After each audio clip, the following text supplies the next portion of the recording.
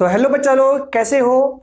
आज हम लोग पढ़ने वाले हैं पी ब्लॉक का 14th लेक्चर। ठीक है, जिसमें हम लोग पिछले क्लास में पी ब्लॉक में हमने ओजोन तक कवर किया था, यानी ऑक्सीजन तक हमने खत्म कर लिया था। आज हम लोग पढ़ने वाले हैं सल्फर। ठीक है, तो ऑक्सीजन फैमिली का ही ये सेकेंड मेंबर है सल्फर। हम लोग आज सल्फर के बारे में पढ़ने वाले हैं। सल्फर के बारे में आज हम लोग क्लास में सल्फर के इलेक्ट्रॉपिक फॉर्म्स, साथ ही साथ सल्फर के जो सल्फर डाइऑक्साइड होते हैं, सल्फर के ऑक्साइड के बारे में पढ़ेंगे। और फिर सल्फर के जो ऑक्सा एसिड्स होते हैं, हम लोग उनके बारे में भी स्टडी आज की क्लास में करेंगे। ठीक है, तो आज का वीडियो होने वाला है बहुत ही थोड़ा सा लंबा और बहुत ही इंपॉर्टेंट भी है। अगर बोर्ड के नजरिए से देखें तो सल्फर में सल्फ्यूरिक एसिड का कॉन्टैक्ट प्रोसेस बहुत ही ज़्यादा वैल्यूएबल है। 5 मार्क्स में ये पूछता है बोर्ड्स एग्जाम में, और कई सारे ऑब्जेक्टिव्स भी यहाँ से पूछे जाते हैं। ठीक है, तो यहाँ पर क्या है, हम लोग बारी बारी से उन सभी चीज की चर्चा करेंगे। यहाँ पर ये क्वेश्चन कैसा रहता है, क्या रहता है क्वेश्चन। ठीक है, तो हम लोग पहले यहाँ से स्टार्ट करते हैं सल्फर के इलेक्ट्रॉपिक फॉर्म से। ठीक है, तो सल्फर के अगर बारे में बात की जाए तो सल्फर का जो इलेक्ट्रॉपिक फॉर्म्स होता है, यानी सल्फर जिस जिस फॉर्म में पाया जाता है, इसमें सबसे ज्यादा इंपॉर्टेंट है S8 फॉर्म। ठीक है, S8 का अगर स्ट्रक्चर की बात करें तो S8 स्ट्रक्चर क्रॉन शेप में होता है, इस तरह से सल्फर से, इस तरह से। ठीक है, क्रॉन शेप आप लोग भी ऐसे बना सकते हो।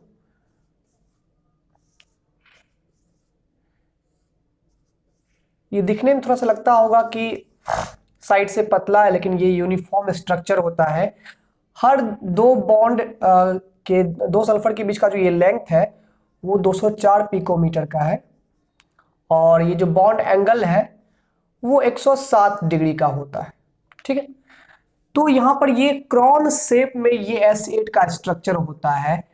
ठीक है, ये क्रॉन शेप में ये S8 का स्ट्रक्चर होता है। ठीक है, अब यहाँ पर इस S8 के स्ट्रक्चर का अगर हम लोग फॉर्म की बात करें, प्रॉपर्टीज के डिफरेंस के बेसिस पर यहाँ दो टाइप के S8 स्ट्रक्चर्स होते हैं।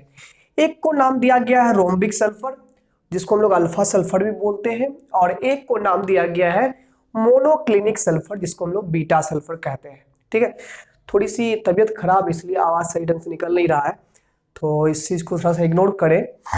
यहां पर देखें तो रोम्बिक सल्फर की अगर बात की जाए तो इसका मेल्टिंग पॉइंट जो होता है 385.8 केल्विन होता है, जबकि मोनोक्लिनिक सल्फर यानी बीटा सल्फर का मेल्टिंग पॉइंट 393 केल्विन के पास होता है।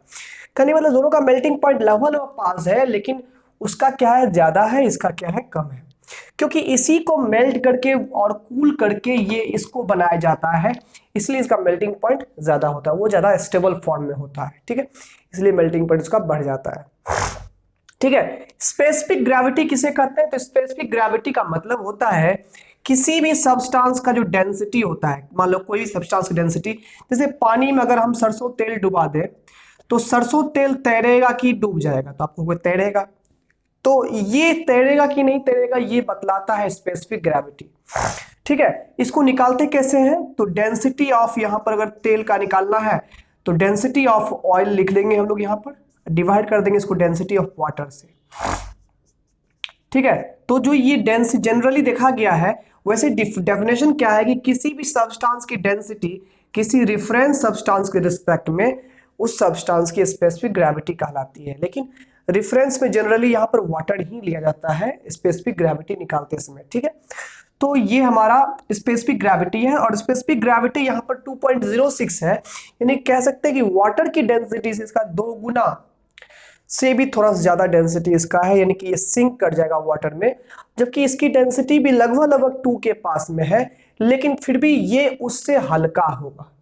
जाहिर सी बात है, इसी से वो बना हुआ है। ठीक है, ये क्या है, तो ये हमारा सॉल्युबल होता है CH2, ये कार्बन डाइसल्फाइड में ये सॉल्युबल होता है, वाटर में ये इनसॉल्युबल होता है। ठीक है, और थोड़ी थोड़ी बहुत मात्रा में ये इथेनॉल, बेंजीन और ईथर में भी सॉल्युबल होता है अल्फा सल्फर। ठीक है, अब अगर हम बात करें यहाँ पर, और एक बात और है यहाँ पर, आगे हम लोग चर्चा करेंगे इस चीज की, तो यहाँ पर ये सॉल्युबल होता है किसमें, कार्बन डाइसल्फाइड में ये सॉल्युबल होता है। ठीक है, ठीक है, अब यहाँ पर क्या है कि इसकी प्रिपरेशन की बात करें तो इसी अल्फा सल्फर यानी रोम्बिक सल्फर को हीट करने के बाद जब कूल किया जाता है, तो उसके बाद कूलिंग करने के बाद जब हम लोग वाटर पॉर करके जब लोग उसको ठंडा कर देते हैं, तो यहाँ पर मोनोक्लिनिक सल्फर यानी S8 का एक नया फॉर्म मिलता है, जिसकी प्रॉपर्टीज इस वाले एसिड से थोड़ी बहुत क्या होती है, अलग होती है। ठीक है, अब अगर बात करें यहाँ पर 369 केल्विन टेम्परेचर के ऊपर पर जब टेम्परेचर रखेंगे हम लोग, तो ये वाला S8 जो है यानी बीटा सल्फर ये स्टेबल रहता है। देखो यहाँ पर 369 टेम्परेचर जो 369 केल्विन टेम्परेचर जो है, ये हमारा यहाँ पर ट्रांजिशन टेम्परेचर है, ये हमारा यहाँ पर ट्रांजिशन टेम्परेचर है, क्योंकि इस टेम्परेचर के अगर ऊपर रखोगे तो हमारा ये बीटा सल्फर स्टेबल रहेगा, और इस टेम्परेचर के नीचे जाओगे तो यहां पर अल्फा सल्फर जो होगा वो स्टेबल होगा। अगर हम अल्फा सल्फर को इतने टेम्परेचर के ऊपर लेके जाए तो स्टेबल कौन हो जाएगा, बीटा ना, तो अल्फा कन्वर्ट हो जाएगा किसमें, बीटा में। और बीटा सल्फर को ठंडा करते करते इतने टेम्परेचर से नीचे लेके आ जाए तो इतने टेम्परेचर से नीचे कौन स्टेबल है, अल्फा स्टेबल है इसलिए बीटा कन्वर्ट किसमें हो जाएगा, अल्फा में कन्वर्ट हो जाएगा। यानी कि 369 केल्विन टेम्परेचर की बात करें तो यहां पर क्या होता है, बोथ आर स्टेबल, दोनों स्टेबल होते हैं, इसलिए यहां पर इस टेम्परेचर को कहा गया है ट्रांजिशन टेम्परेचर। उसके ऊपर वो वाला स्टेबल होता है और उसके नीचे ये वाला स्टेबल होता है। ठीक है, यानी अगर दोनों फॉर्म लेके गए हैं हम लोग और 369 टेम्परेचर पर रखे हुए हैं तो दोनों ही हमारे पास एग्जिस्ट करेगा, स्टेबल रहेगा। लेकिन उसके ऊपर या नीचे जाओगे ना तो कोई एक ही फॉर्म जिंदा रहेगा। ठीक है, ऊपर जाओगे तो बीटा फॉर्म सारा बन जाएगा, नीचे जाओगे तो सारा का सारा अल्फा फॉर्म में आ जाएगा। ठीक है, तो ये तो रही S8 की कहानी, जिसका यहाँ पर शेप क्रॉन शेप में होता है।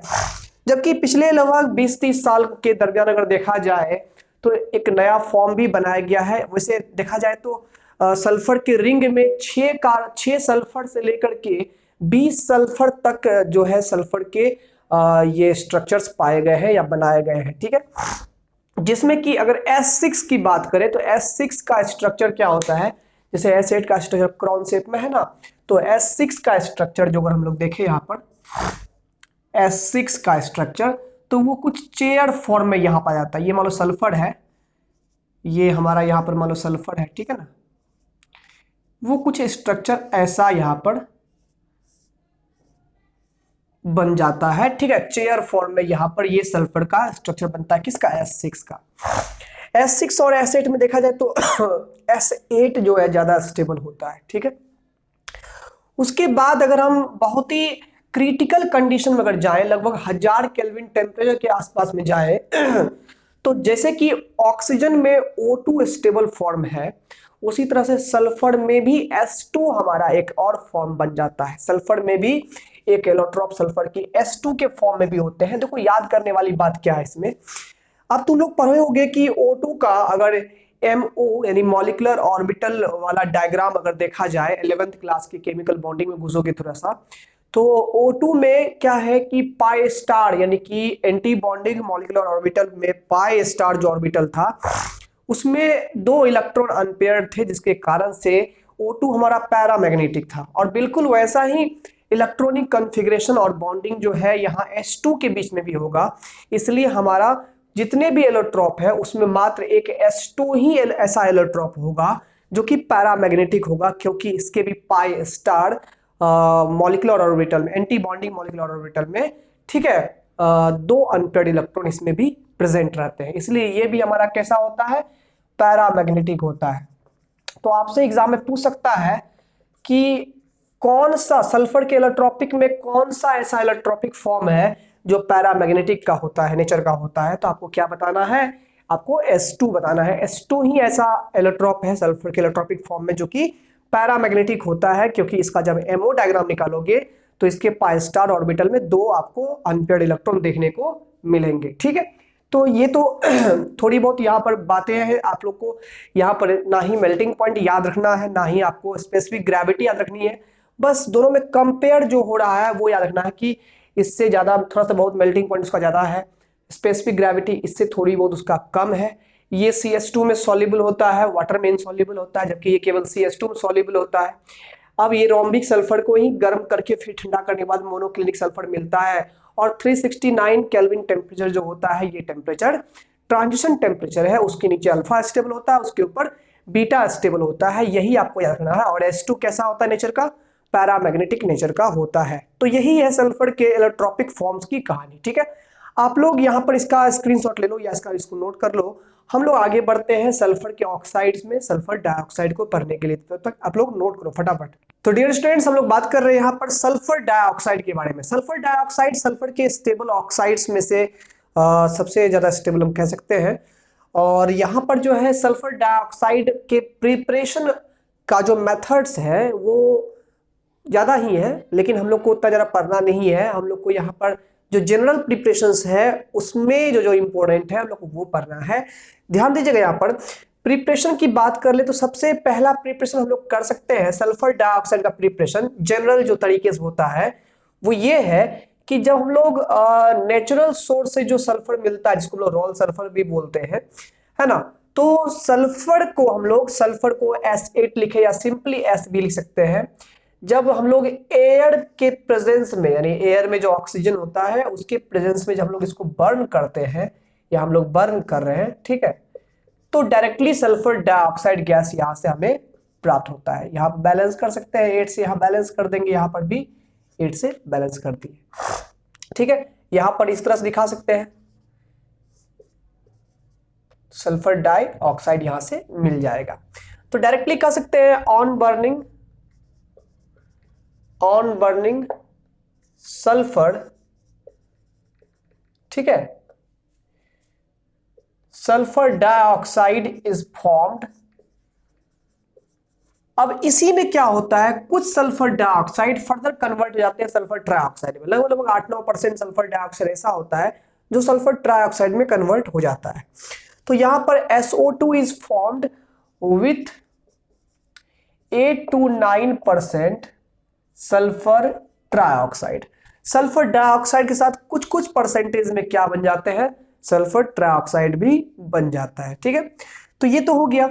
अब इसका अगर लैब मेथड की बात करें कि लैब में कैसे इसका प्रिपरेशन होता है, लैब मेथड की अगर बात करें तो लैब मेथड में यहां पर याद रखने की जरूरत है आपको कि सल्फाइट जो कंपाउंड होते हैं, जैसे सोडियम सल्फाइट हो गया, ठीक है, मैग्नीशियम सल्फाइट हो गया, सल्फाइड जो कंपाउंड होते हैं, ठीक है, सल्फाइड को डाइल्यूट सल्फ्यूरिक एसिड के साथ ट्रीट करने पर हमें सल्फर डाइऑक्साइड गैस प्राप्त होता है। ठीक है, on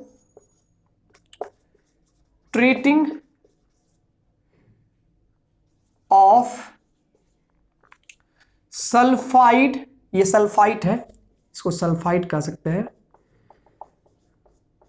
with dilute sulfuric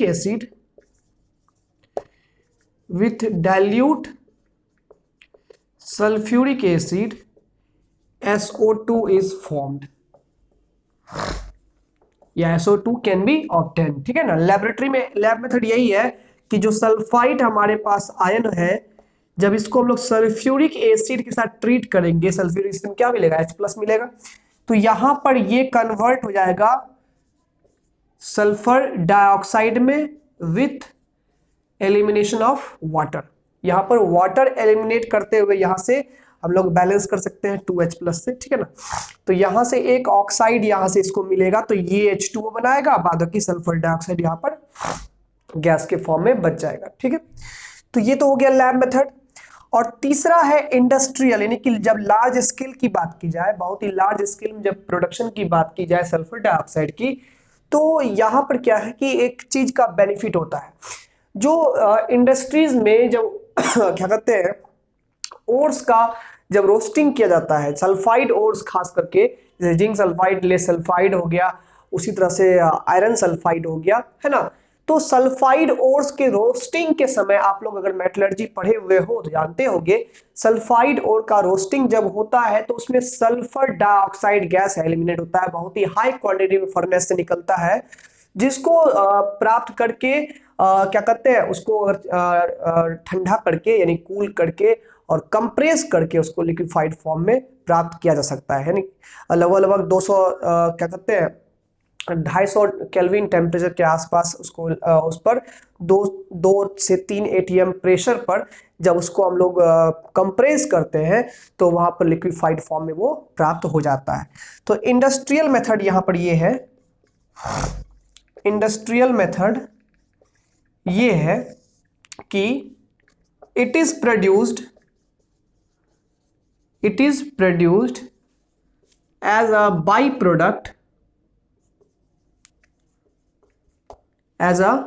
product ठीक है, in the roasting of sulphide ores. Like यहां पर अगर एग्जांपल ले लेते हैं हम लोग, जिंक सल्फाइड अगर हमारे पास में है, जब इसका ऑक्सीजन के प्रेजेंस में जब रोस्टिंग होता है तो जिंक ऑक्साइड मिलता है मेजर प्रोडक्ट में और सल्फर डाइऑक्साइड यहां पर मिलता है बाई प्रोडक्ट में। बैलेंस कर लेंगे, यहां पर 2 से यहां पर बैलेंस करेंगे, यहां पर भी 2 से बैलेंस कर देंगे, यहां पर भी 2 से और यहां पर 3 से। ठीक है, ये बैलेंस हो गया है। उसी प्रकार से सेम कंडीशन है कि लेड सल्फाइड से भी जब हम लोग यहाँ पर रोस्टिंग करते हैं तो ये लेड ऑक्साइड बन जाएगा प्लस सल्फर डाइऑक्साइड निकलेगा। यहाँ पर अगर हम लोग आयरन सल्फाइड लेते हैं, है ना, तो फिर यहाँ पर इसका भी हम लोग ऑक्सीडेशन करेंगे, रोस्टिंग करेंगे यहाँ पर, तो यहाँ पर भी आयरन ऑक्साइड मिलेगा प्लस ये Fe2O3 मिलेगा प्लस यहाँ पर सल्फर डाइऑक्साइड यहाँ से निकल जाएगा। तो जब भी रोस्टिंग होता है सल्फाइड ओर्स का तो बाई प्रोडक्ट में सल्फर डाइऑक्साइड गैस मिलता है, जिसको हम लोग हाई प्रेशर पर कंप्रेस करके हम सिलेंडर में इसको पैक कर सकते हैं, स्टील सिलेंडर में इसको पैक कर लिया जाता है। तो ये जनरली ये हो गया सिंपल प्रिपरेशन हो गया, ये लैब मेथड में हो गया, और ये यहाँ पर इंडस्ट्रियल मेथड से प्रिपरेशन हो गया। ये है हमारा सल्फर डाइऑक्साइड का प्रिपरेशन। अब अगर बात करें सल्फर डाइऑक्साइड के प्रॉपर्टीज की बात करें, तो सिंपल देखिए यहाँ पर सबसे पहले सल्फर डाइऑक्साइड की प्रॉपर्टीज में सबसे पहले ये तो कलरलेस गैस होता है। ये कैसा गैस होता है? ये कलरलेस गैस होता है, ये हमारा कलरलेस गैस होता है विथ पंजेंट स्मेल, यानी कि इसका अगर हम लोग सेंट की बात करें, स्मेल की बात करें, तो इसका स्मेल पंजेंट होता है। पंजेंट मतलब बड़े दुर्गंधित स्मेल होता है, दुर्गंधित समझते हो ना, बहुत ही खराब स्मेल इसका होता है। ठीक है, अब यहां पर इसकी बात करें, इसका बॉइलिंग पॉइंट जो होता है वो 263 केल्विन पर ये बॉइल होता है। इसका बॉइलिंग पॉइंट 263 केल्विन टेम्परेचर पर होता है। अब बॉइल कैसे करेंगे? तो बॉइल करने के लिए इसको चाहिए यहाँ पर इसको लिक्विफाइड करना पड़ेगा, तो लिक्विफिकेशन भी इसका पॉसिबल है। लिक्विफिकेशन कर लेंगे, यहाँ पर लिक्विड स्टेट में जो यहाँ पर ये सल्फर डाइऑक्साइड आया उसी को बॉइल करेंगे हम लोग 263 केल्विन पर। अब ये लिक्विड में कैसे आएगा? तो लिक्विफिकेशन के लिए ये इजिली 2 से 3 एटमॉस्फेरिक प्रेशर पर रूम टेम्परेचर पर ही लिक्विफाइड हो जाता है। तो सल्फर डाइऑक्साइड 2 से 3 एटमॉस्फेरिक प्रेशर पर ही ये लिक्विफाइड हो जाता है, जिसको हम लोग 263 केल्विन पर जब हम लोग बॉइल करेंगे तो ये बॉइल होगा। ठीक है, और यहाँ पर अगर बात करते हैं इसकी सॉलिबिलिटी की, तो ये हाईली सॉल्युबल होता है पानी में, हाईली सॉल्युबल इन वाटर, ये पानी में बहुत ही ज्यादा हाईली सॉल्युबल होता है। ठीक है, तो ये तो फिजिकल प्रॉपर्टीज हो गई इसकी। आइए अब बात करते हैं हम लोग इसके केमिकल रिएक्शन की, केमिकल प्रॉपर्टीज की। देखिए बोर्ड के दृष्टिकोण से सल्फर डाइऑक्साइड में लॉन्ग क्वेश्चन तो नहीं आ सकते हैं, लेकिन व्हाट हैपेंस व्हेन में ये सवाल कर सकता है। इसलिए आपसे यहाँ पर ये चीज है कि आप इसका जो एनसीईआरटी आगे इन टेक्स्ट क्वेश्चन है वो जरूर सॉल्व कर लीजिएगा। उसका भी वीडियोस जो है हमारे प्लेलिस्ट में मौजूद है पी ब्लॉक के एनसीईआरटी न्यूमेरिकल में। ठीक है, तो वो आप व्हाट हैपेंस व्हेन जो होता है पी ब्लॉक का, ये डेफिनेटली आप जो है यानी कि आप जितने भी क्वेश्चन एनसीईआरटी के हैं वो जरूर कर लीजिएगा। लॉन्ग क्वेश्चन में जो प्रिपरेशन अगर पूछेगा तो वो जनरली नाइट्रोजन फैमिली से अमोनिया के क्वेश्चन को अगर देख लिया जाए, उसके बाद करके नाइट्रिक एसिड देख लिया जाए, सल्फ्यूरिक एसिड देख लिया जाए। ठीक है, तो ये 3-4 चीज जो होता है थोड़ा सा फेमस है, यही पूछता है जनरली। ठीक है, बाकी आप लोग एनसीईआरटी क्वेश्चन कर लो तो पी ब्लॉक के क्वेश्चन इससे बाहर नहीं रहते हैं। ठीक है, हम लोग बात करते हैं यहाँ पर आगे chemical properties of sulphur dioxide की। तब तक आप इसका स्क्रीनशॉट ले लीजिए या वीडियो रोक करके इसको नोट कर सकते हैं। सल्फर डाइऑक्साइड के केमिकल रिएक्शंस की अगर हम लोग बात करें तो सल्फर डाइऑक्साइड का बेसिक अगर हम लोग यहाँ पर इसका रिएक्शन अगर एल्कली के साथ देखते हैं तो सल्फर डाइऑक्साइड का रिएक्शन अल्कली और वाटर के साथ जब होता है ना तो ये जनरली कार्बन डाइऑक्साइड के सिमिलर बिहेवियर को शो करता है। सल्फर डाइऑक्साइड का बिहेवियर बिल्कुल कार्बन डाइऑक्साइड की तरह जाता है, यानी कि जिस तरह से carbon dioxide alkali with water reaction करता है उसी तरह से सल्फर डाइऑक्साइड भी करता है। यहां पर क्या है कि पहला पॉइंट यहां पर है, इट रेडियली रिएक्ट्स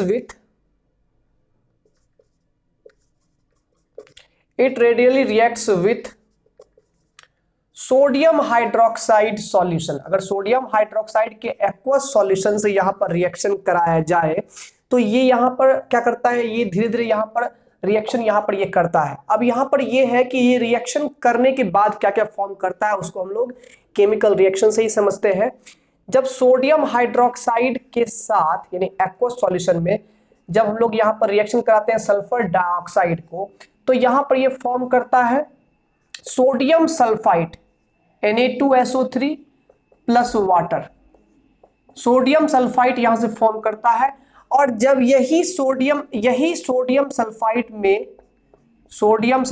में फिर से यहां पर इसके एक्वस सॉल्यूशन जब फिर से और सल्फर डाइऑक्साइड गैस फ्लो करवाया जाता है तो ये सोडियम सल्फाइड कन्वर्ट हो जाता है सोडियम हाइड्रोजन सल्फाइड में, या सोडियम बाइसल्फाइड कह सकते हैं।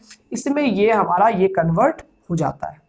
ठीक है, तो यहां पर जो है बेसिकली आप देख सकते हो कि सोडियम हाइड्रोक्साइड जब सल्फर डाइऑक्साइड से रिएक्शन करता है तो सोडियम सल्फाइड बनता है। उसी प्रकार से सोडियम हाइड्रोक्साइड से जब कार्बन डाइऑक्साइड का रिएक्शन होता है तो सोडियम कार्बोनेट बनता है।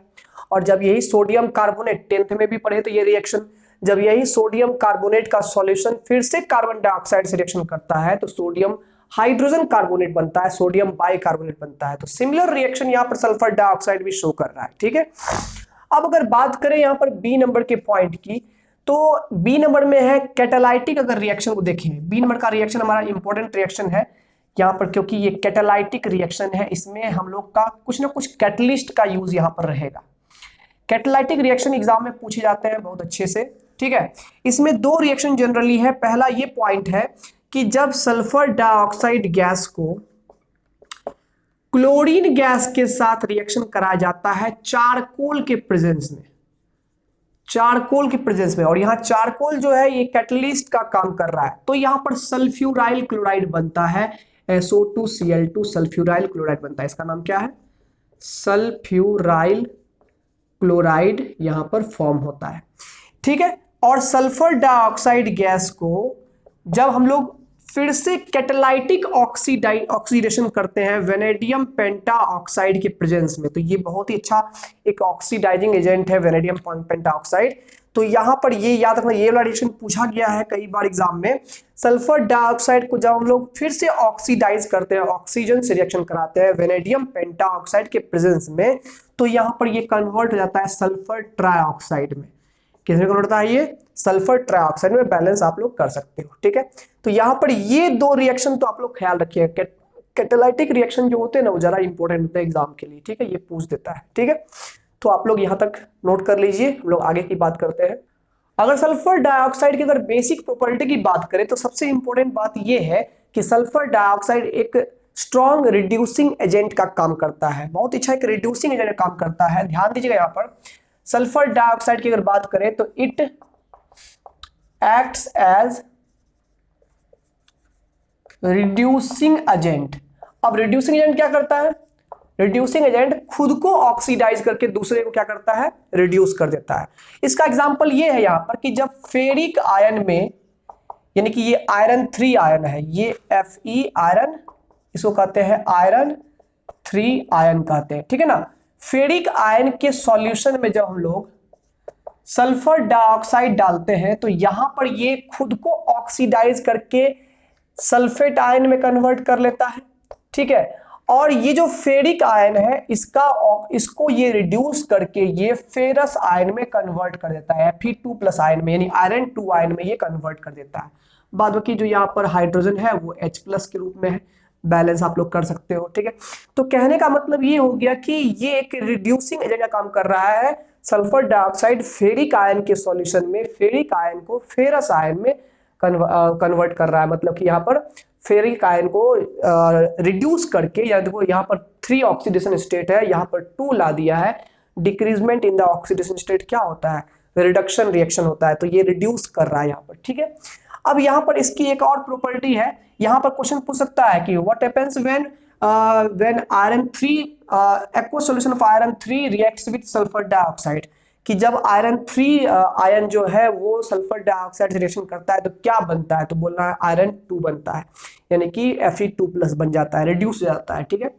दूसरी बात यहाँ पर यही है कि जब सल्फर डाइऑक्साइड को पोटेशियम परमैंगनेट में, जिसमें कि परमैंगनेट आयन MnO4- आयन होते हैं, प्रेजेंट होते हैं, जब इसमें मिक्स किया जाता है, यानी पोटेशियम परमैंगनेट के सॉल्यूशन में जब सल्फर डाइऑक्साइड को मिक्स किया जाता है, तो यहाँ पर बहुत ही सुंदर सा रिएक्शन देखने को मिलता है।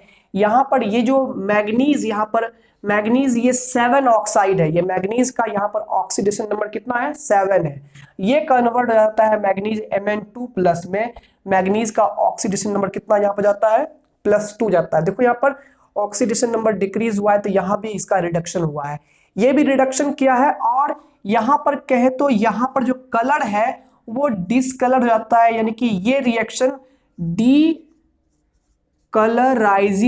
का एक एग्जाम्पल है।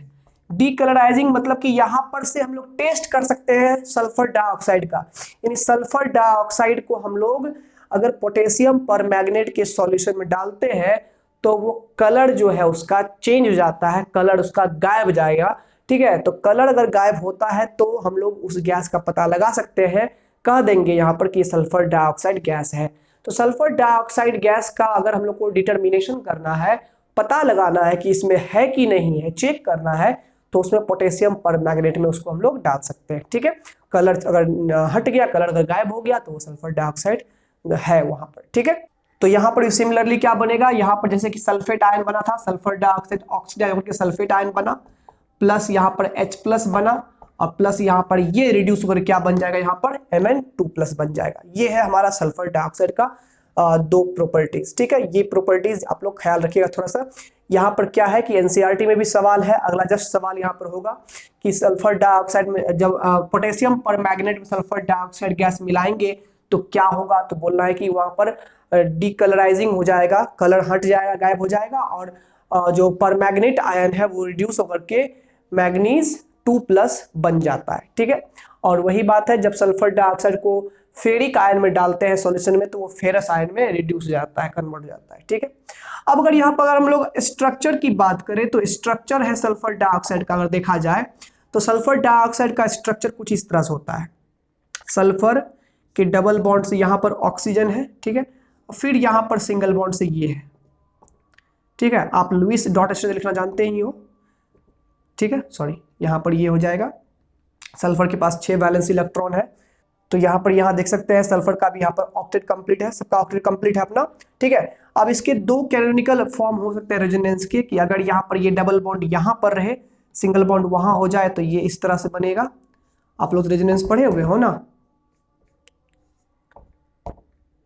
ठीक है। इस तरह से दो कैनोनिकल रेजोनेंस फॉर्म होते हैं, जिसका रेजोनेंस अगर हाइब्रिड देखा जाए तो आप लोग बनाना जानते भी होंगे।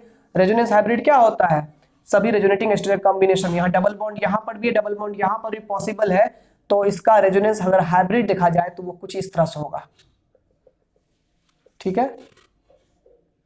डबल बॉन्ड पार्शियली दोनों बगल दिखाया जाए यहाँ इस तरह से, और अगर देखा जाए यहाँ पर तो यहाँ पर ऐसे करके है, ठीक है ना।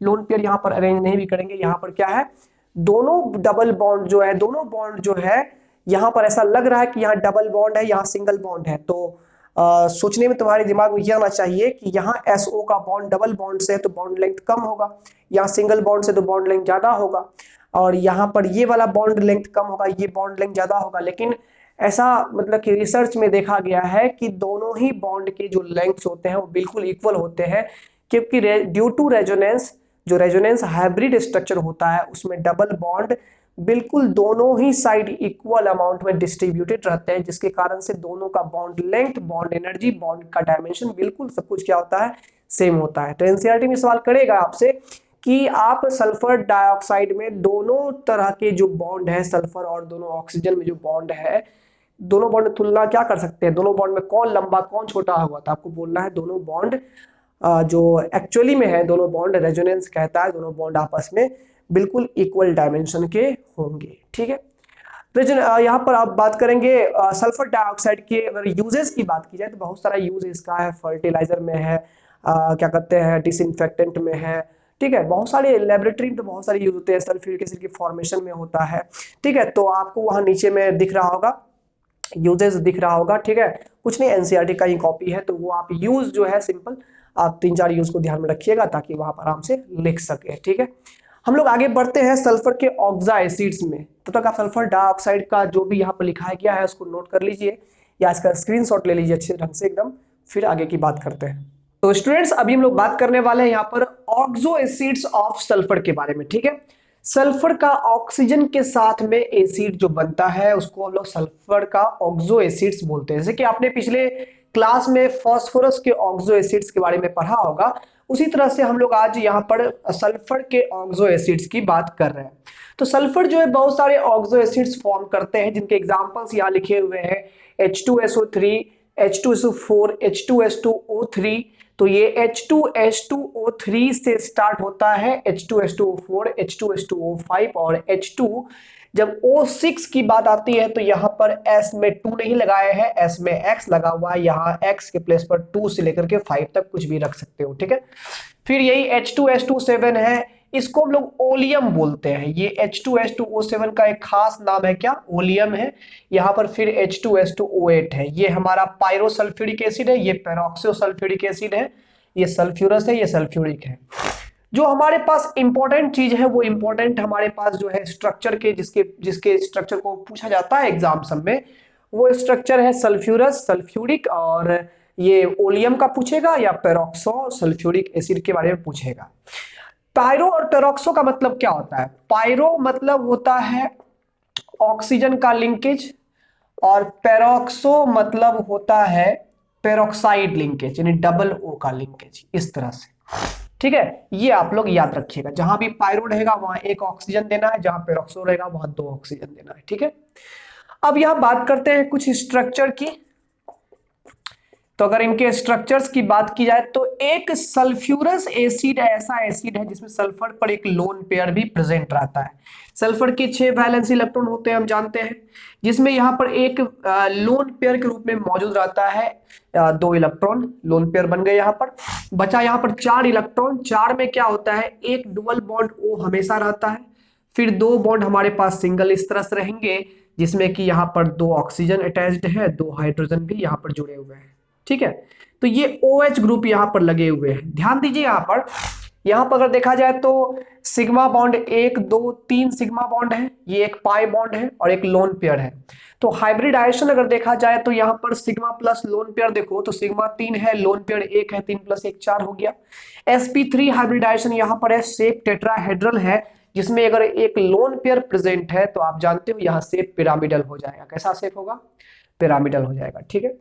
अब अगर इसकी इस एसिड की बात करें तो इसमें OH बॉन्ड जो होता है, आप लोग पहले भी पढ़े हो, OH बॉन्ड जो होता है इज आयोनाइजेबल, ये आयोनाइजेबल होते हैं, यहीं से H+ यहां से रिलीज होता है, तो यहां पर 2 H+ रिलीज हो सकते हैं। तो इस एसिड की बेसिसिटी की बात की जाए तो बेसिसिटी कितनी हो जाएगी? 2, क्योंकि नंबर ऑफ H+ आयन जो फर्निश्ड होते हैं किसी एसिड के द्वारा, उसी को हम लोग उसकी बेसिसिटी बोलते हैं, और बोलेंगे कि सल्फ्यूरस एसिड एक डाइबेसिक एसिड है, ठीक है।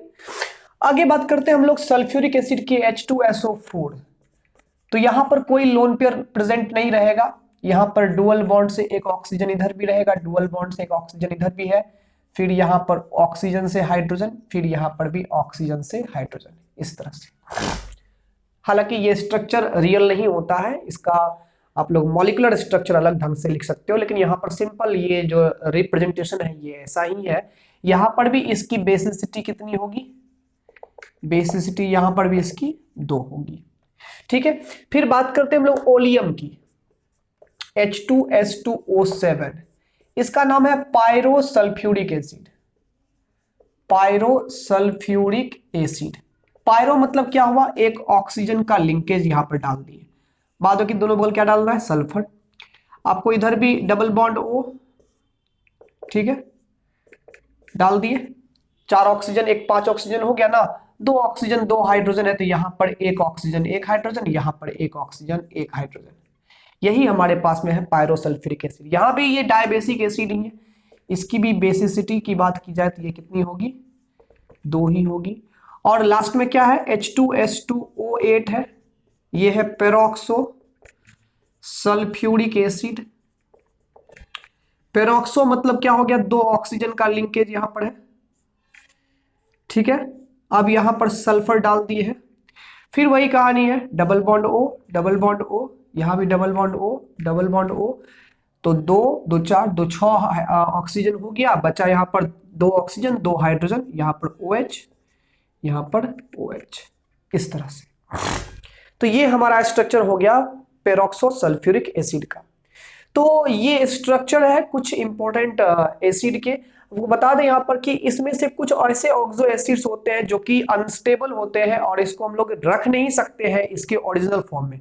जैसे सल्फ्यूरिक एसिड क्या होता है, स्टेबल होता है, उसको हम लोग बर्तन में रख सकते हैं, शीशी में रख सकते हैं ना। बट कुछ एसिड्स ऐसे होते हैं जो हायर ऑक्सीडेशन स्टेट के होते हैं, वहां पर वो अनस्टेबल होते हैं, उसको हम लोग आइसोलेटेड किसी सिस्टम में नहीं रख सकते हैं। वो केवल रह सकता है किसी कंबाइंड स्टेट में, किसी आयनिक फॉर्म में, किसी कंपाउंड में रह सकता है, लेकिन उसको उसी के ओरिजिनल फॉर्म में हम लोग नहीं रख सकते हैं, अनस्टेबल होता है वो, ठीक है। तो बेसिकली यहाँ पर जो इंपॉर्टेंट स्ट्रक्चर से थे वो आपको हम बता दिए हैं, इसका आप लोग स्क्रीनशॉट ले लीजिए या नोट कर लीजिए। हम लोग को पढ़ना क्या है, हम लोग को यहाँ से इंपॉर्टेंट चीज एक आता है, सल्फ्यूरिक एसिड का preparation, physical chemical properties and uses. ये सल्फ्यूरिक एसिड का प्रिपरेशन बहुत इंपॉर्टेंट है, और खास करके प्रिपरेशन में जो कॉन्टैक्ट प्रोसेस के द्वारा जो प्रिपरेशन होता है वो बहुत ज्यादा जरूरी है, ठीक है। तो आप लोग एनसीईआरटी बुक के साथ में बैठे रहिएगा, एनसीईआरटी बुक लेकर के बैठिएगा, कॉपी कलम लेकर के, तभी आप लोग नोट करिएगा, ये हम आपको बार बार कह रहे हैं, ठीक है। तो यहाँ पर आप लोग इसका स्क्रीनशॉट ले लीजिए, हम लोग आगे बढ़ते हैं सल्फ्यूरिक एसिड के क्लास पर। वैसे तो सल्फ्यूरिक एसिड बहुत सारे ऐसे केमिकल रिएक्शंस होते हैं जिसमें बाई प्रोडक्ट के फॉर्म में निकलता है, लेकिन यहां पर जो है आपको सबसे ज्यादा यहां पर पूछा जाता है कांटेक्ट प्रोसेस के द्वारा जो इंडस्ट्रियल मेथड है सल्फ्यूरिक एसिड के फॉर्मेशन का, वो यानी कि डिजायर्ड कंसंट्रेशन में जो सल्फ्यूरिक एसिड बनाया जाता है वो है हमारा कांटेक्ट प्रोसेस, और इसी प्रोसेस को आपको लॉन्ग क्वेश्चन में पूछ देता है एग्जाम में, ठीक है। तो यहां पर जो है कांटेक्ट प्रोसेस क्या है वो समझते हैं अच्छे से। तो बेसिकली कांटेक्ट प्रोसेस जो है एक इंडस्ट्रियल मेथड है सल्फ्यूरिक एसिड के फॉर्मेशन का, ठीक है। इसमें इस प्रोसेस में बेसिकली 3 स्टेप होते हैं, ठीक है, ध्यान दीजिए यहां पर। This process involves in 3 basic steps. ध्यान से देखते जाइएगा तीनों स्टेप्स को। स्टेप 1 की बात करते हैं। स्टेप 1 में क्या है, जो इंडस्ट्रियल मेथड आपको पिछले क्लास में सल्फर के ऑक्साइड से बताए थे, सल्फर डाइऑक्साइड बनाने के लिए। तो सल्फर या जो सल्फाइड ओर्स होते हैं उसको जब जलाया जाता है तो कौन सा गैस निकलता है, वहां से सल्फर डाइऑक्साइड गैस निकलता है ना। अगर आप लोग बात कर ले यहाँ पर सल्फर, जब सल्फर का कंबशन होता है तो भी सल्फर डाइऑक्साइड गैस निकलता है ना। और जब सल्फाइड ओर्स जैसे जिंक सल्फाइड का कंबशन होता है तो भी यहां पर बाई प्रोडक्ट के फॉर्म में सल्फर डाइऑक्साइड गैस यहां से प्राप्त होता है। तो सबसे पहले कांटेक्ट प्रोसेस में सल्फर डाइऑक्साइड गैस को कलेक्ट किया जाता है, ठीक है। यहां से लगभग प्योर फॉर्म में यहां पर मिलेगा सल्फर डाइऑक्साइड, और इसमें क्या होता है कुछ इंप्यूरिटीज के साथ यहाँ पर सल्फर डाइऑक्साइड मिलती है, जैसे आर्सेनिक वगैरह इसमें इंप्यूरिटी होती है। बाद में उसको प्योरीफाई किया जाता है, प्योरीफायर लगा हुआ रहता है जिसको, जो कि प्योरीफाई कर देता है सल्फर डाइऑक्साइड गैस को, खाली प्योर करके निकालता है, ठीक है। तो पहला स्टेप क्या है, पहला स्टेप है formation of sulphur dioxide gas by burning sulphur और सल्फाइड ओर्स। सल्फर या सल्फाइड ओर्स के जलाने से जो पहले सल्फर डाइऑक्साइड गैस मिलता है उसकी सबसे पहले जरूरत होती है। तो स्टेप 1 में ये मिल गया है ना। तो यहां पर ये मिलता है इम्प्योर, ये किस फॉर्म मिलता है, इम्प्योर मिलता है। समथिंग इसमें कुछ ना कुछ रहता है, आर्सेनिक वगैरह इसमें मिला हुआ रहता है, आर्सेनिक वगैरह इसमें मिला हुआ रहता है, जिसको बाद में यहां पर प्यूरिफाइड किया जाता है, इसको प्यूरिफाइड किया जाता है, ठीक है ना। उसके बाद जो स्टेप 2 है हमारा, वो स्टेप 2 क्या है वो देखिएगा अच्छे से।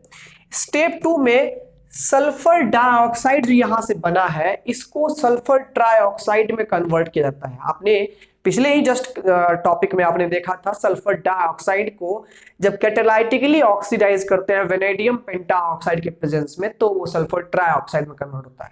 तो सल्फर ट्राइऑक्साइड में पहले इसको कन्वर्ट किया जाता है ना। Conversion of sulphur dioxide into sulphur trioxide. Step देखते जाइएगा, पहले हमने क्या किया, सल्फर या सल्फाइड ओर को जला करके सल्फर डाइऑक्साइड निकाला। फिर स्टेप 2 में कन्वर्जन हम लोग कर रहे हैं सल्फर डाइऑक्साइड किसमें, सल्फर ट्राइऑक्साइड में। ध्यान दीजिएगा यहां पर ये जो रिएक्शन होता है सल्फर डाइऑक्साइड का सल्फर ट्राइऑक्साइड में जो रिएक्शन होता है, यहाँ कन्वर्जन जो होता है ये रिवर्सिबल नेचर का होता है। और कैटलिस्ट यहां पर जो यूज्ड होता है वो होता है वेनेडियम पेंटाऑक्साइड, जो कि एक ऑक्सीडाइजिंग एजेंट का काम करता है यहाँ पर। तो ये कन्वर्ट किस में जाता है, सल्फर ट्राइऑक्साइड में।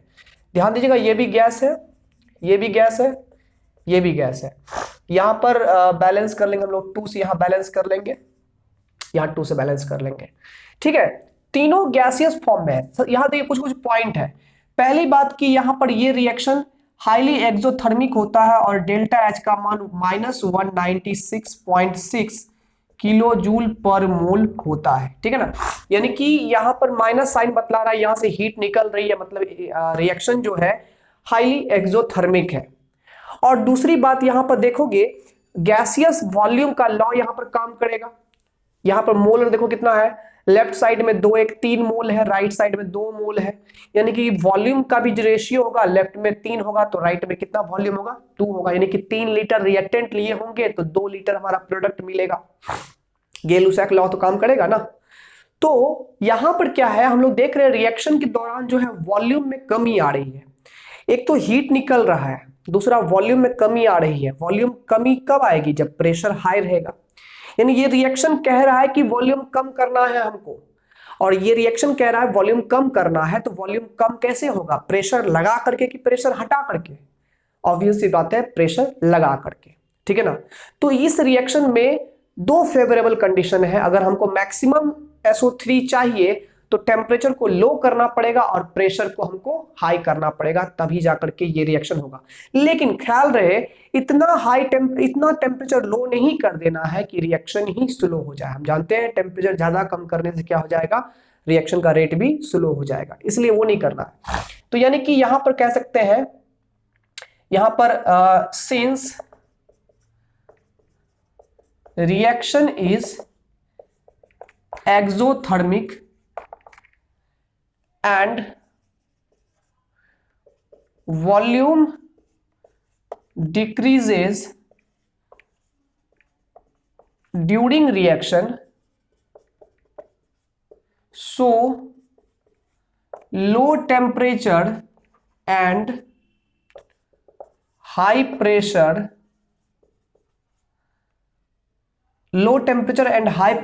is favorable condition for better yield। यानी कि ज्यादा उत्पादन के लिए यहां पर क्या है, लो टेम्परेचर और हाई प्रेशर यहां पर जरूरत है, ठीक है ना। तो यहां पर एक कंडीशन और है कि टेम्परेचर वेरी लो नहीं करना है क्योंकि ज्यादा टेम्परेचर कम करने से रिएक्शन का रेट ही क्या हो जाएगा, स्लो हो जाएगा। तो यहां पर ये हमारा सेकेंड स्टेप में इतना काम हुआ। Second step very very important step है, ठीक है। अब थर्ड स्टेप में क्या किया जाता है, थर्ड स्टेप में ध्यान देना, यहां पर थर्ड स्टेप में ये जो सल्फर ट्राइऑक्साइड जो बना, इसको sulphuric acid, concentrated sulphuric acid पर इसको जो है एड्सॉर्ब किया जाता है। यानी सल्फ्यूरिक एसिड हमारे पास में है कंसंट्रेटेड फॉर्म में, ठीक है ना। और उस पर हम लोग क्या करते हैं, इस सल्फर ट्राइऑक्साइड को, यानी कि इंप्योर सल्फ्यूरिक एसिड है, कंसंट्रेटेड है, इंप्योर है, उस पर हम लोग सल्फर ट्राइऑक्साइड को एड्सॉर्ब कराते हैं। तो एड्सॉर्प्शन के बाद जो कंपाउंड बनता है वो बनता है ओलियम। क्या बनता है, ओलियम। और इसी ओलियम के द्वारा हम लोग प्योर और डिजायर्ड कंसंट्रेशन में सल्फ्यूरिक एसिड का निर्माण करते हैं, ठीक है। तो स्टेप 3 क्या है, adsorption of sulphur trioxide on impured कह सकते हैं, इम्प्योर सल्फ्यूरिक एसिड या फिर कंसंट्रेटेड सल्फ्यूरिक एसिड। तो क्या हो जाएगा यहाँ पर, जब सल्फर ट्राइऑक्साइड गैस को सल्फ्यूरिक एसिड पर हम लोग एड्सॉर्ब कराएंगे तो यहाँ पर H2S2O7 दैट मीन्स क्या बन जाएगा, ओलियम बन जाएगा। ये स्टेप 3 है। और जब यहाँ स्टेप 3 में ओलियम बन गया तो यही ओलियम हमारा मेन चीज था, ओलियम ही जो है सल्फ्यूरिक एसिड कंटेनर है। अब ओलियम में हम लोग वाटर मिलाते जाएंगे ओलियम में हम लोग वाटर मिलाते जाएंगे और ये ओलियम कन्वर्ट होते जाएगा सल्फ्यूरिक एसिड में, प्योर सल्फ्यूरिक एसिड में। और ध्यान दीजिएगा, ओलियम में जितना ज्यादा वाटर मिलाते जाएंगे उतना डाइल्यूट सल्फ्यूरिक एसिड मिलते जाएगा, और इसीलिए यहाँ पर हम लोग ओलियम से चाहें जितना मन उतना कंसंट्रेटेड यानी कि उतने डिजायर्ड कंसंट्रेशन में हम चाहेंगे तो सल्फ्यूरिक एसिड प्राप्त कर सकते हैं। ओलियम मिल गया, अब ओलियम से जितना पानी मिलाएंगे, 1 बूंद पानी मिलाओगे तो कंसंट्रेटेड सल्फ्यूरिक एसिड मिलेगा, 2 बूंद मिलाओगे तो उससे ज्यादा डाइल्यूट मिलेगा, और मिलाओगे पानी तो उससे भी ज्यादा डाइल्यूट मिलेगा। तो हम लोग डिजायर्ड कंसंट्रेशन का सल्फ्यूरिक एसिड इसी ओलियम से प्राप्त करेंगे। ठीक है, आप एनसीईआरटी में जो वो एक डायग्राम दिया हुआ रहेगा होगा फोटो का, किस तरह से रिफाइनरी में यूज किया, किस तरह से सारा प्रोसेस कंप्लीट होता है, तो उसको भी एक बार अच्छे से देख लीजिएगा कहाँ कहाँ प्योरीफाई होता है, क्योंकि फोटो जो होता है ना वो शब्द से ज्यादा जल्दी दिमाग में घुसता है। ठीक है ना, तो उसको जरूर एक बार पढ़ लीजिएगा, देख लीजिएगा। ठीक है, फिर हम लोग लास्ट स्टेप करेंगे यहाँ पर सल्फ्यूरिक एसिड ओलियम से बनाएंगे। ठीक है ना, तो फिलहाल ये 3 स्टेप को ध्यान में रखिएगा। पहला स्टेप में हमने सल्फर डाइऑक्साइड बनाया, दूसरा स्टेप में सल्फर डाइऑक्साइड से सल्फर ट्राइऑक्साइड बनाया, क्या कंडीशंस इसमें आए वो बहुत इंपॉर्टेंट है। ठीक है, और तीसरा स्टेप में सल्फर ट्राइऑक्साइड का एड्सॉर्प्शन हुआ इम्प्योर सल्फ्यूरिक एसिड पर, तब जाकर के ओलियम बना, और ओलियम में बैठा हुआ है हमारा प्योर सल्फ्यूरिक एसिड। पानी मिलाते जाएंगे, सल्फ्यूरिक एसिड मिलते जाएगा। अगला स्टेप पर जाने से पहले आप लोग इसका स्क्रीनशॉट ले लो या वीडियो रोक करके आप लोग इसको नोट कर लो। तो यही वो फाइनल रिएक्शन था जिसमें हमने ओलियम में वाटर मिक्स करके 98 to 99% प्योर सल्फ्यूरिक एसिड हम लोग प्राप्त कर लेते हैं। ठीक है, प्रॉपर्टीज की बात करें तो सल्फ्यूरिक एसिड को किंग ऑफ केमिकल्स कहते हैं। किंग ऑफ केमिकल्स इसीलिए क्योंकि इसमें बहुत सारी प्रॉपर्टीज है, बहुत सारी प्रॉपर्टीज है, वो भी इंपॉर्टेंट इंपॉर्टेंट प्रॉपर्टीज इसमें है। अब क्या क्या है तो छोटी मोटी बात यहां कर लेते हैं। पहले कलरलेस होता है, डेंस यानी कि बहुत ही डार्क लिक्विड होता है, डार्क मतलब कि काला नहीं होता है, मतलब कि कलरलेस है भाई, लेकिन डेंस ऑयली टाइप का होता है, तेल टाइप का होता है, मतलब कि आप लोग पानी जैसे छूते हो तो पानी कैसे, पानी तुरंत ही फिसल जाता है, लेकिन वो नहीं फिसलेगा वो। ठीक है, वो थोड़ा सा ऑयली टाइप का होता है। स्पेसिफिक ग्रेविटी, ये पानी से देखो भारी होता है, 1.84 है पानी की डेंसिटी से, 1.84 टाइम्स इसकी डेंसिटी होती है 298 केल्विन टेम्परेचर पर। बॉइलिंग पॉइंट इसका 611 केल्विन है, ये उतना याद रखने की जरूरत है नहीं। ठीक है, डिजॉल्व इन वाटर, कभी सल्फ्यूरिक एसिड तुम लोग वाटर में डिजॉल्व करना, जैसे कि बैटरी में सल्फ्यूरिक एसिड रहता है। ठीक है, तुम लोग जब पानी में सल्फ्यूरिक एसिड तुम डालोगे ना तो देखोगे बहुत ज्यादा हीट हो जाता है पानी, यानी कि एक्सोथर्मिक होता है, बहुत ही हीट रिलीज करता है। ठीक है, इसलिए उसको केयरफुल तरीके से हैंडल करने की जरूरत होती है, बहुत ज्यादा कोरोसिव नेचर का होता है, अगर आपके हाथ पर गिर गया तो आपके हाथ को भी जला सकता है। ठीक है, अब क्या है कि सल्फ्यूरिक एसिड की बात अगर की जाए तो वो किंग ऑफ केमिकल्स है, ऑक्सीडाइजिंग एजेंट का काम करता है, डिहाइड्रेटिंग एजेंट का भी काम करता है, वाटर रिमूव करता है। ठीक है, वो अगर हम बात करेंगे तो उनका आयनाइजेशन जो होता है वाटर में बहुत ज्यादा हाई होता है, यानी कि बहुत ही स्ट्रॉन्ग एसिड होता है, क्योंकि उसका जो आयनाइजेशन होता है उसमें जो डिसोसिएशन कांस्टेंट जो है वो बहुत ही हाई वैल्यू का होता है। ठीक, अब अगर वाटर में डिसोसिएशन देखें, इसका आयनाइजेशन देखें तो ये 2 स्टेप में आयनाइज होता है। पहले तो क्या होगा, सल्फ्यूरिक एसिड को जब लोग वाटर में डालेंगे, पहले इससे एक हाइड्रोजन आयन निकला और पानी के साथ वो बना दिया हाइड्रोनियम आयन, बच क्या गया यहाँ पर HSO4-। अब जो डिसोसिएशन कांस्टेंट होता है वो क्या होता है, राइट साइड का कंसंट्रेशन बटे लेफ्ट का कंसंट्रेशन, यही होता है, जैसे इक्विलिब्रियम कांस्टेंट हम लोग लिखते हैं। तो ये जो Ka1 है पहला डिसोसिएशन कांस्टेंट, ये पहले रिएक्शन का, वो 10 से भी ज्यादा होता है। और बाबू 10 से, सोचो कि एसिटिक एसिड सबका ना 10⁻⁻20 के आसपास में होता है, इतना कम होता है, लो होता है, यहाँ पर तो 10 से भी ज्यादा बड़ा है, मतलब बहुत ही एकदम स्ट्रॉन्ग एसिड है। यहाँ पर ये बतला रहा है कि कंप्लीट डिसोसिएशन हो जाता है पानी में इसका, यानी कि यहाँ पर जो इसका एसिडिक स्ट्रेंथ बहुत ही हाई है। हालांकि सेकेंड जो आयनाइजेशन होता है HSO4 माइनस, जब यहाँ पर फिर से वाटर से करता है रिएक्शन तो ये फिर से H3O प्लस बनता है और सल्फेट आयन में ये कन्वर्ट होता है। हम लोग जानते हैं कि सेकेंड आयनाइजेशन जो होता है वो पहला वाला से हमेशा स्लो ही होता है, ठीक है, क्योंकि ऑलरेडी निगेटिव है, इससे हाइड्रोजन आयन निकालना थोड़ा सा मुश्किल होता है। यहाँ पर जो Ka2 का वैल्यू है वो लगभग लगभग अगर कहा जाए तो ये क्या कहते हैं अप्रोक्सीमेटली इक्वल टू कह सकते हैं, ये 10⁻⁻², यानी कि 1.0 10⁻⁻² के आसपास में ये होता है, यानी कि इससे कम होता है, 100 गुना 1000 गुना इससे कम होता है, समझो यहाँ पर। ठीक है, तो ये आयनाइजेशन है, ये बतला रहा है यहाँ पर कि बहुत ही स्ट्रॉन्ग एसिड है। ये Ka का मान जो बहुत ही हाई है ये बतला रहा है वेरी वेरी स्ट्रॉन्ग एसिड है ये, ठीक है, ये बतला रहा है। ठीक है, अब इसकी प्रॉपर्टीज का भाई मैं क्या ही बोलूं, यहाँ पर प्रॉपर्टीज इसमें अगर हम देखें, इसका हम लोग अगर डिहाइड्रेटिंग नेचर देखें, डिहाइड्रेटिंग अगर नेचर देखें तो ऑर्गेनिक केमिस्ट्री में भी आप लोग बहुत सारा रिएक्शन पढ़े होंगे। अल्कोहल का डिहाइड्रेशन जब होता है एल्कीन बनता है तो उसमें भी डिहाइड्रेटिंग एजेंट के रूप में कौन लिया जाता है, वहां पर सल्फ्यूरिक एसिड ही लिया जाता है। ठीक है, तो ऐसे ही आप लोग क्या कहते हैं डिहाइड्रेशन जो होता है अल्कोहल का कई स्टेप में होता है, 443 केल्विन पर भी होता है, 373 केल्विन पर भी होता है, अलग अलग स्टेट में अलग अलग सब्सटेंस बनते हैं।